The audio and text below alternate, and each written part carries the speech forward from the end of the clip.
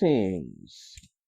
Welcome to the To Be the Very Best Gamer podcast, the podcast that keeps gamers entertained and informed on the world of video games. I'm your host, JD Gamer. Today's episode is going to be very interesting. It's actually part one of two. Now, quick story. This was supposed to be an episode on the good and bad of gaming from 2025. Then I realized, let's actually split that into two, right? So we'll do one episode on the bad and then one episode on the good. But then Microsoft happened. So let's just say that this is part one of a two-parter on the bad of the video game industry in 2025.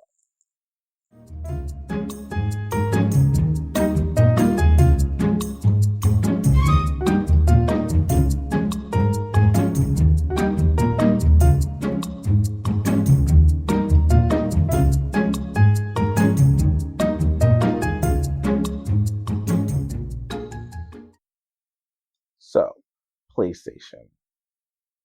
PlayStation in 2025 was kind of interesting when it comes to what wasn't so great about it. I guess we can start with the obvious. The console price increases. Again, tariffs, market conditions. Basically, the PlayStation physical version went from $500 to $550. Digital went from $450 to $500. And the Pro went from $700 to $750, which is insane for console prices in 2025. But again, market conditions, it sucks. But at least during Black Friday, Sony had a bunch of deals that brought the prices back down to what they used to be. So, good on them. As for other things as bad 2025, really just the lack of exclusive first party games. Like, I got my PS5 when it launched in 2020, and ironically enough, I got it because of the GTA Online promotion at the time, but I was also very hopeful for the potential exclusives I could play.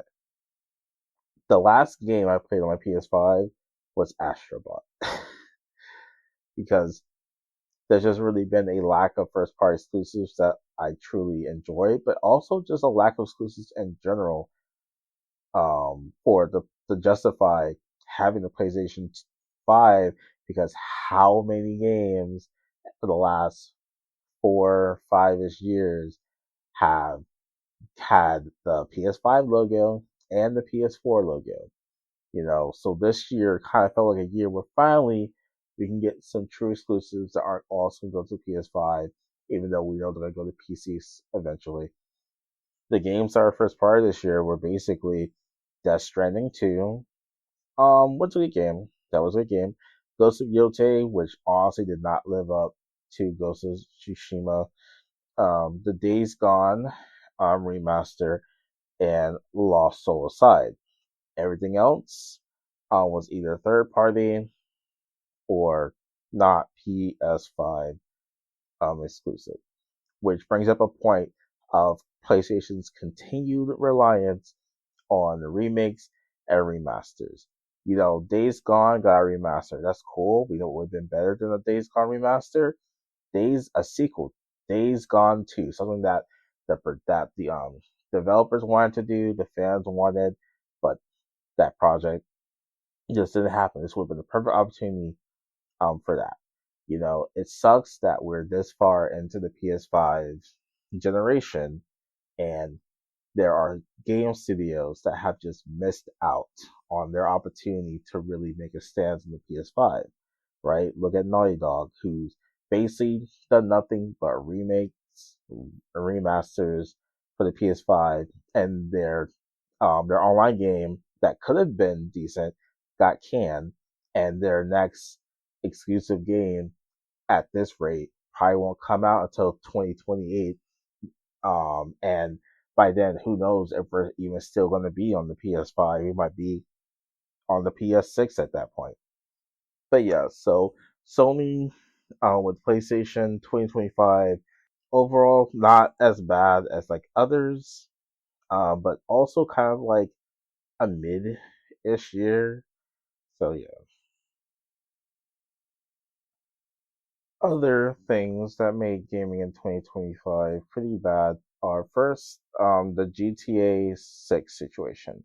GTA 6 is one of the most anticipated games that will be coming out ever since it was revealed. We have been waiting so long since 2013 for a brand new Grand Theft Auto, and it looks amazing to be able to go back to Vice City. And it was originally supposed to release at the end of 2025, but eventually the game got delayed the first time to May of 2026. And it's like, okay, cool, it's just another 5, 6 months. All right, we can do this. Let's go. And as you know, when that happened, a bunch of game companies start scrambling, trying to move their releases around. But it was all good. But then the game got delayed again to November 2026. And that's where it currently stays. Although the reasonings for the last delay are not looking too good, as it seems like there is internal turmoil happening at Rockstar, and there's rumors that there will be another delay to the game not coming out till 2027, which would honestly be ridiculous. I get, if a game needs to be delayed, for polish or to fix bugs and stuff like that, but with the amount of times this game was delayed and the specificity of which is delayed almost like on 6 month intervals, I'm trying to wonder, if something's really up, at Rockstar, if we could even expect to get this game anytime soon. And just having that extended wait and the game not coming out initially honestly just kind of sucks. And then let's talk about the worst game to come out in 2025, that being Mind's Eye. Yes, Mind's Eye, the game made by the ex Rockstar producer.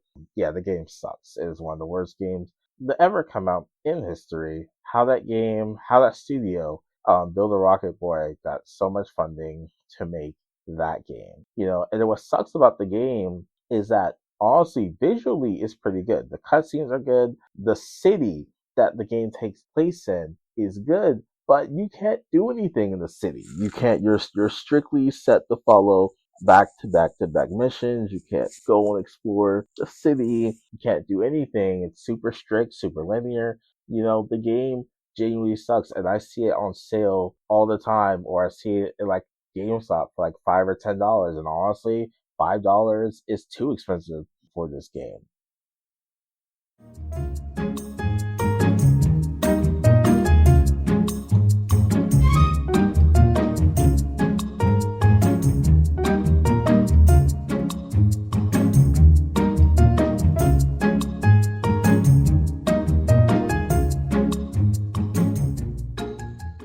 Now, before I start, I have to admit I am a huge Nintendo gamer. I've been playing on Nintendo consoles ever since the GameCube and the Game Boy Advance. I've had variations of the DS, 3DS, the Wii. Didn't get a Wii U, but I did, of course, get the Switch and now Switch 2. So while I am a big fan of Nintendo, unlike a lot of Nintendo diehard, I can be critical of the company, right? So when it comes to the worst of gaming in terms of Nintendo for 2025, let's just say that it was interesting, right? So of course this was a year of a new console. So the beginning of the year when it comes to like big releases or exclusives wasn't really there. It was kind of slow. It was filled more so with like remakes or Switch versions of old games, but that kind of made sense since they were getting ready for this huge Switch 2 launch. One thing that we can discuss that was a major change, a major bad thing, was the console price increases, right? And while I do know that a big factor in the price increase was tariffs. Oh boy, the tariffs. It doesn't take away the fact that price increases suck. And so, as we know, with the Switch One, the actual Switch One console prices increased. So the Switch went from $300 to $340. The OLED went from $350 to $400. And the Lite went from $200 to $230. Now those aren't like extremely major increases, but they're still increases, and makes it kind of harder for people who don't really have that much money to be able to afford what should usually be the budget family-friendly console. Along with the Switch 1 price increases, Switch 2 accessories increase. So, for example, the new Switch 2 Pro controller was originally going to be $80, but after the tariff price increase is now $90, if I'm correct, which is kind of insane. We are long gone from the days of really affordability. Now, the price increases, while they were bad for Nintendo, weren't necessarily Nintendo's fault directly. Now, what was Nintendo's fault directly was the Switch 2 launch. Now, personally, I think the Switch 2 launch was mixed. I think the initial video was amazing. It looked great. The reveal of everything was great, but it was clearly missing some key information, right? We didn't initially have a price. And didn't initially have a price, and then of course, with the whole economic situation, we weren't sure if they were going to raise the price or not. We didn't initially know about the game keycard situation. That's a whole conversation in itself, the game keycards, right? So Nintendo, with the cartridges, we thought, it'd be a lot easier to have full-fledged games physically on cartridges you own forever. But now, due to the fact that the cartridges only come in one size, which is 64 gigs, it basically results in any game that's bigger than 64 gigs having to be either all digital or on a game key card, or games that are less than 32 gigs that would cost companies arm and leg to on physical on the game key card. And while I know at first I was defending the game key cards because they acted just like typical physical discs do, now the difference that I've kind of missed is that it's still with the physical discs for like Xbox and PlayStation, the game data is on the disc. So once you have the disc, you can always download the game onto the system. But with the game key cards, that's just a key. You still have to go and download the game from the servers, and then that key is what allows you to play the game. So if the servers ever shut down, you don't have access to the game, which sucks. Also, the lack of dev kits. Apparently, allegedly Nintendo didn't have a lot of dev kits, or was very stingy about who got dev kits, which is kind of the reason why there's been a decrease in the amount of representation and third-party support for the Switch 2 outside of like the big names that we know of so far. That situation has been rectified now, so we should be getting more games soon, but that definitely didn't help the Switch 2 launch at all. So the launch wasn't perfect in any means, but let's move on to probably the three examples of like the biggest fail Nintendo had this year, and it was with bad game releases. We'll start with the Switch 2 Welcome Tour, right? This was the tech demo for the Switch 2, right? Kind of like how PlayStation had Astro's Playroom as a tech demo for the PS5. Except while that came free, an awesome game, Welcome Tour costs $10, right? And some people argue that $10 isn't really a lot to spend on a game, right? But all it is showcasing how the system works, right? And my thing is, if it's just like a demo or a demonstration of how your system works, don't you think that everyone should already have access to it so they can learn how the system works? You spend $450 on a new system and have to somehow pay extra money just to learn how the system worked. Like, that made zero sense. Then came Mario Kart World. Now, they hid how much that game was going to cost. You had to go on the website to find out that the game was going to cost $80. Nintendo. In the Switch 1 generation of games, your games were $60. You had one game released at $70, and that was Tears of the Kingdom. I thought that was priceful too, because the game was definitely worth it. But you were in the $60 game territory. You didn't even touch 70. And you're telling me that instead of just naturally increase to $70, this is the gaming industry, games are $70 now. If I were that, you want to try to be that greedy and make Mario Kart World $80, and the game isn't even that great. I mean, you love Mario Kart, whoop-de-doo, good for you, but the game, for all it was sprouting to be, is open world, always connected racer, it's kind of dull. Like, where is the single player story mode that really takes advantage of this world and the carts? It's kind of poor. And then, oh man, do I feel bad for these people? Metroid Prime 4 Beyond. 2017, we get the notice that they're making a brand new Metroid Prime game, and due to shenanigans, bad game development, project restarts, the game got delayed, and people were waiting almost 8 years for a new Metroid Prime game. And we get it in Metroid Prime 4, and it turns out to be not that great. Honestly, Metroid Dread was a better game. And like, it looked good, but there was so much padding to the game, and it didn't really feel like a Metroid Prime game. Plus, the fetch questing, the big open desert area where there's nothing to really do. It's like, for this project have been in development for so long, and it being like Nintendo, you would think they would have taken more care to ensuring that this game release was the game release, right? But it wasn't. It was a disappointment, and it was a disappointment that kind of closed out what was really kind of a outside of like the Switch 2's launch, just a kind of somewhat mid-year for Nintendo.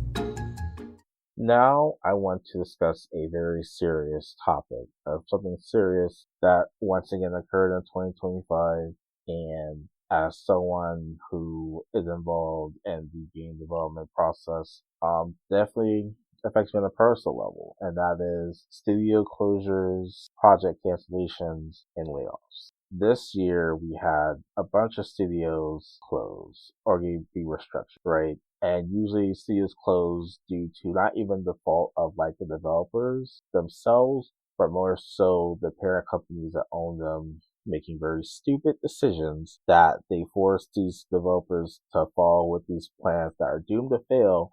And then once they fail, it's not the parent company that takes the hit, it's the studio, it's those workers that lose their jobs, or we lose out on potentially amazing games and projects. So starting with the studios that have closed that at least I know about, starting with the lesser known studios. A studio called Shark Mob was closed by Tencent. A studio called The Outsiders closed. But these studios work on more smaller projects. They're not really as well known as the other studios by these other reputable companies. A studio called Cliffhanger Games. They were working apparently on a Black Panther game, which honestly, having a game based around someone who isn't a member, like an immediate member of the Avengers, honestly sounds pretty cool. But that studio was closed by Skydance, who was the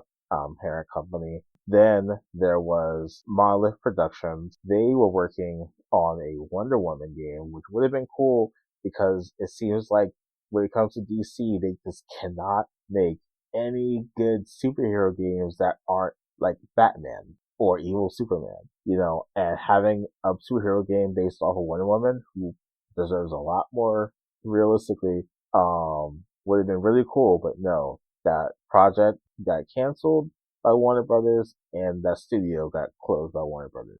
Warner Brothers is just, oh man. Side tangent real quick. So, as you guys may have heard, Netflix is potentially going to purchase all of Time Warner, and oh boy. Netflix is a company that cares about streaming, right? And yeah, there's Netflix games, but I highly doubt they'll truly be able to handle like game studios. I feel like the purchase is more so for the IPs, right? Because it's the IPs that matter. The DC IPs are huge, but what's going to happen to the game studios? networks? Are they still gonna even make more AAA games to go on different platforms, or they force them to make streaming only games like only played on Netflix?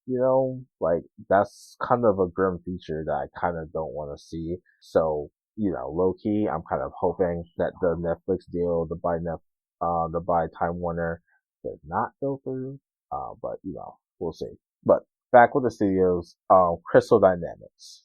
So while Crystal Dynamics has luckily survived potential closure, the studio did have layoffs and is being restructured by Embrace the Group. Embrace the Group, as you know, they took a major hit. A year or so ago, they were supposed to get like this amazing partnership deal that would brought so much funding into the company and their studios, and then that fell through, and they literally kind of had to like go in mercy mode and start subsidizing, restructuring, closing studios, canceling projects. It's just kind of sad, like, to think about what could it be. So I'm happy that Crystal Dynamics, as will still survive at the studio, even if they're not going to necessarily be the same after the restructuring done. But those are the studios that I kept track of that were closed. But we know there are some projects that were supposed to that either were being worked on, potentially supposed to be released in 2025, or in the near future that were canned for various reasons. We know that apparently Ben Studio was working on a live service game, but that got canned. There was a God of War live service game. If you remember the list of the live service games that Sony was trying to work on, I think it like had over 15 games, but like at least 7 of them have been canned so far. And this one that's going to be done by Blue Point Games was canned, which honestly I kind of agree with. Blue Point is a good studio, but they're a good studio for remakes and remasters. That's who should have been doing remakes and remasters. Blue Point. Let Naughty Dog do better stuff than just having to remaster The Last of Us Part 1 and Part 2 for the PS5.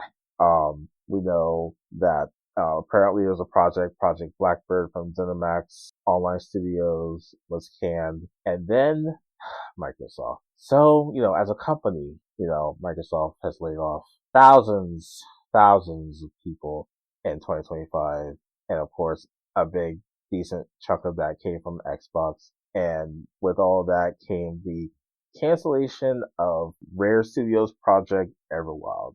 Tangent real quick, I genuinely feel bad for Rare. Like, Microsoft, I feel like Microsoft never really had a plan for Rare. If you ask me, I think Microsoft was really salty and embarrassed after they attempted to buy Nintendo, and Nintendo was like, yeah, no. And they were like, okay, I got you. And then they bought Rare from Nintendo. I was like, ha, I bought the company that made Donkey Kong in Donkey Kong 64, the Banjo-Kazooie series, and I'm taking Banjo with me too, so ha. And it's like, okay, Nintendo just moved on, right? But what has Rare really done? Like, really done since then, right? We have got any Banjo-Kazooies. There hasn't really been any unique games from them. And the last big project that they did was Sea of Thieves, which took a while to get decent, and now it's pretty good. But now Rare, who used to make all these amazing platform games, recognizable characters and IPs, it's just the Sea of Thieves studio. And when they tried to work on something brand new there from Sea of Thieves, it's canned. So, like, it's insane. Like, who knows if Rare will ever, like, return to its glory days. And then the last project, which also resulted in another studio being shut down. So let's add it to list of studios, and that was the Perfect Dark game. The Perfect Dark remake. Microsoft initially owned the IP. I think they did own the IP for the Perfect Dark games. Game IPs are kind of weird, because even though Naughty Dog created the Crash Bandicoot games and Sony originally had the IP, somehow Activision has it now. It's insane. But basically, Microsoft literally created a brand new studio called The Initiative just to create the Perfect Dark game, just to cancel the game after like 4 years of development, and not just cancel the game, but shut down the studio. It's like, dang, you didn't even give them a chance. You just shut them down before they even give you a finished product or even see what happens. Fans were really looking forward to that. But yeah, when it comes to like the studio closures, people laid off, the products being canned, honestly, it's definitely one of the worst aspects when it came to gaming in 2025.